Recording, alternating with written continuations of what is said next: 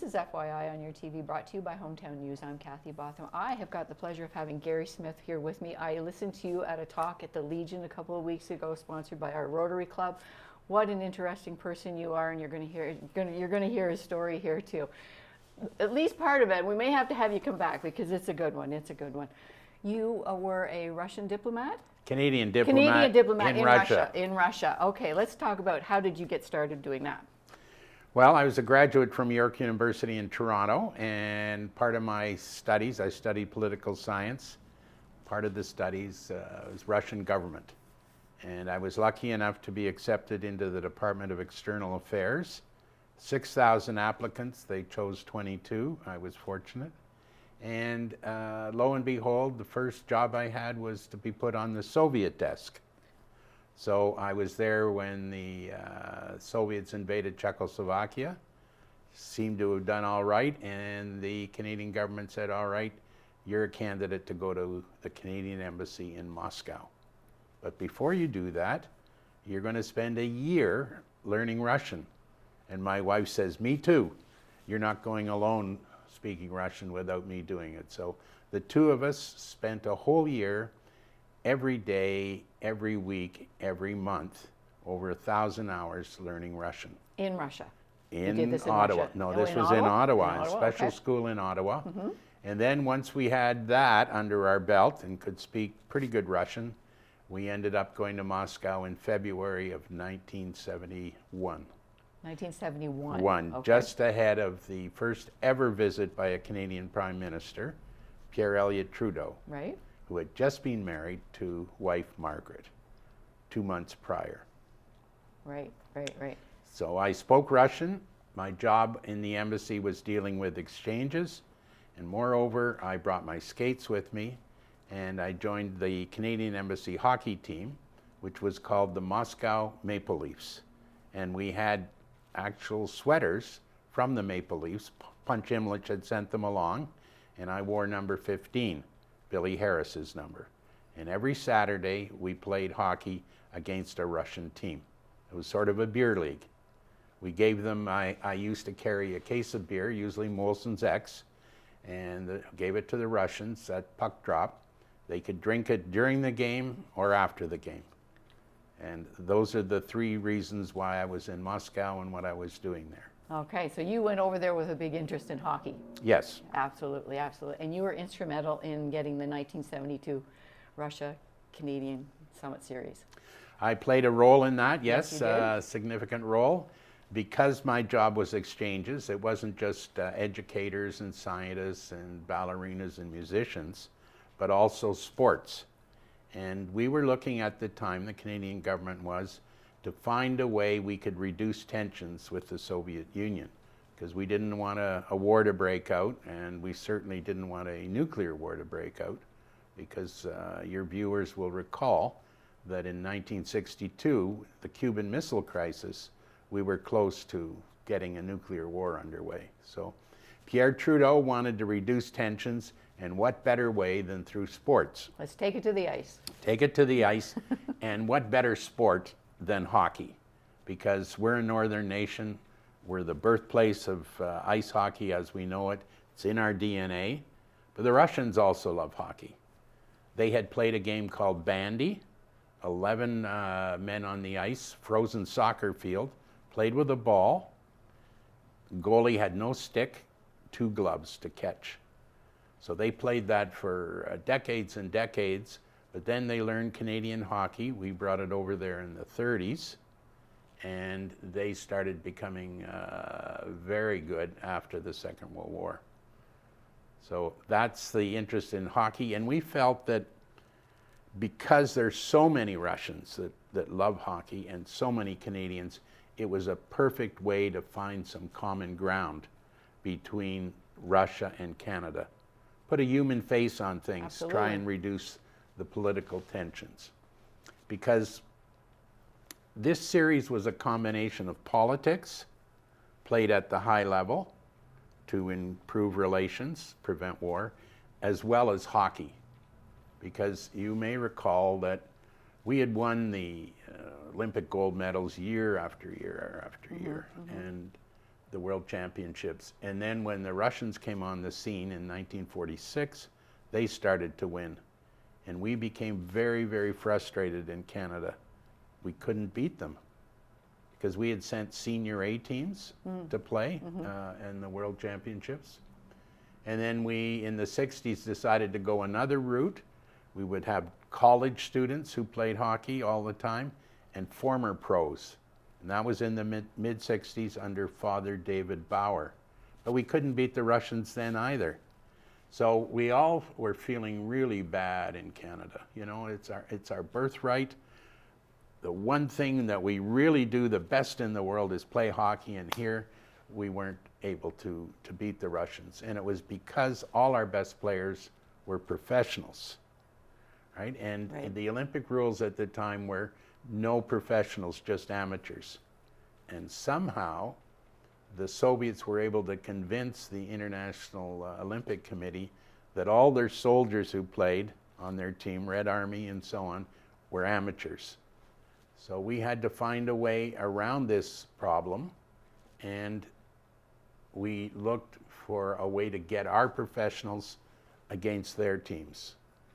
Best versus best.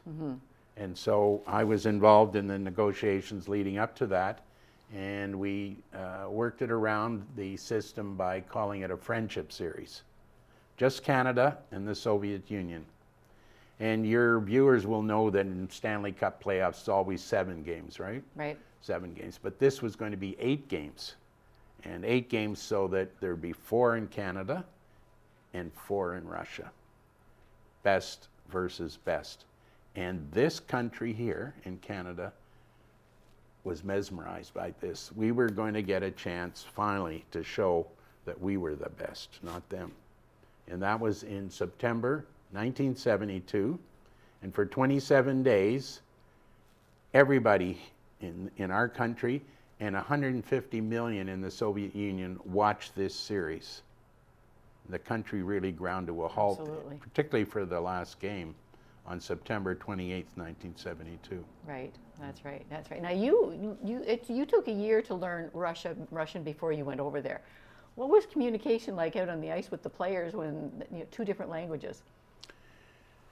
Well, I mean, there were a few of us at the embassy who spoke Russian, and you don't need to speak a language hockey is a when language. You're hockey. You've got the puck, and you got the stick, and you know your job is to get the puck into their net. Sometimes I played left defense, and sometimes we were unhappy with the Russians. So if I took a guy into the boards, I'd say that's for spying on us, or an elbow here, and that's for turning our water off. So there was a bit of, antipathy between the 2 teams, but we were there to play hockey. We had the beer, and at the end of the game, we were, all laughing and joking and ready to play the next week. Absolutely, absolutely. Now, I believe you said when we first started the series too, were our players a little out of shape, weren't ready? Yeah, very much so. Yeah. In 1972, 98% of all the NHL players were Canadian. And the Stanley Cup had fewer teams in it, and so it was over usually by the beginning of May. And then our players would go away, start drinking beer, selling beer. They got out of shape, and that's what training camp was all about in September. Whereas the Russians, being in the army and in the militia and the Air Force, they trained and trained and trained. And there was a Canadian professor by the name of Lloyd Percival, who in the early 50s said, look, athletes need to train. They need to train on land. They need to run. They need to keep in shape, lift weights. And also, there was a thing called diet. It seems very strange today that we know athletes train, and what they eat is so important. Right. But back then, no. We're going to eat steak all the time, and we're going to drink beer, and we're just going to work ourselves into shape come September. But this series was held in September, so our guys were out of shape, the Russians weren't. Okay. What are some highlights that you can remember that you would? Well, there are a lot of highlights. First of all, I traveled with the Soviet team across Canada. So we had the 4 games in Montreal, Toronto, Winnipeg, and Vancouver. And I guess my job at the time was to make sure the series got going and kept going to the end. And one of the first things in Montreal, we had someone in Quebec get a lawsuit against the Soviets saying, you owe me $1,500 because my car was crushed by a Soviet tank in Czechoslovakia in '68, and I want your equipment as compensation. And the Soviet ambassador said, if our equipment is gone, this series is over, we're going back, nothing's going to happen. So that was a highlight. I guess the highlight for a lot of people was the first game in Montreal, where we all thought we were going to win. Almost every Canadian journalist said we were going to win big time. And Dick Beddoes of the Globe and Mail said, if the Soviets win even one game, I'm going to eat my column in a bowl of borscht. And after the first game, he did eat that. But there are his words. He ate his words. Exactly. He ate his words. But I think for me, as a diplomat, what stood out to me was, how do we show the difference between being Canadian and being Soviet, being in a free country and being in a controlled country? And I think that all came to play the very first game in Moscow. The players were being introduced. The Soviets had sent out young skaters to give flowers to players on both teams. And then when they called out the numbers of the players to skate forward, they called out number 7, Phil Esposito. And as he skated out, he stepped on a carnation, went down on his backside, and his legs went out like this. And he turned it into a joke. He bowed and he gestated to the crowd. And if that had been a Soviet player, he would have scampered back in embarrassment to the blue line and worried about being sent eastbound on a train to Siberia. Wow. So what a difference. All these people in the Soviet Union said, hey, look at that. Yeah. There's fun. There's a guy who's making fun of it, who's enjoying himself, who's individualist. Absolutely, Yeah. absolutely. And you've written some of those stories in your book, Yes. War Diplomat. Yes, yes. And this is available. It's available everywhere. You can get it in bookstores in Smith Falls, particularly in Perth at the Book Nook, or you can get it online through Chapters Indigo, through Amazon, or through the publisher Douglas McCarthy. Excellent, excellent. Now, how long did it take you to write this book? It took me about 3 years, and the reason I wrote it is I had gone back to Moscow for the 45th anniversary in 2017, and several of the Canadian players said, hey Gary, we know what it was like. We strapped on our skates, we played the Russians, but we don't know anything about how all this happened. You know, the series just didn't fall from the sky. And so several of them said, you should put your story into writing. So I got busy doing that, and the book came out for the 50th anniversary in 2022. Excellent, excellent. And how long did you live over in Russia? I was there 3.5 years. 3.5 years? Yes. Excellent. And what did you do after? Well, I was a career diplomat, and I went around the world in various postings. I seemed to be in places where there was trouble. I was at NATO headquarters. I was in Israel during a war. I was in India during the bombing of the Air India flight, Canada's greatest terrorist incident, and we still have difficulties with the government of India now. Indonesia during the collapse of the government there. Germany when the wall came down in 1989. So that was a career I had. I was also a fellow at Harvard University. And then after my diplomatic career, I became a vice president at York University in Toronto. And now I'm involved with the former Ambassadors Association in Ottawa.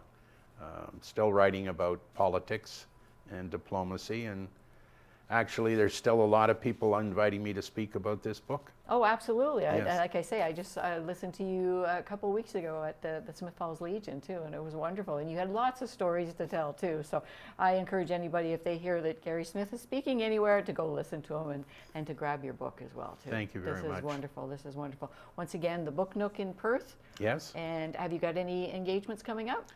Yes, I just came back from Toronto last week, actually, at the National Club. And I had been in Toronto at the beginning of October as well. And I have some former teachers in Ottawa that have invited me to speak later this month in November. Excellent. Thank Once you. again, Gary Smith, thank you very much for joining us.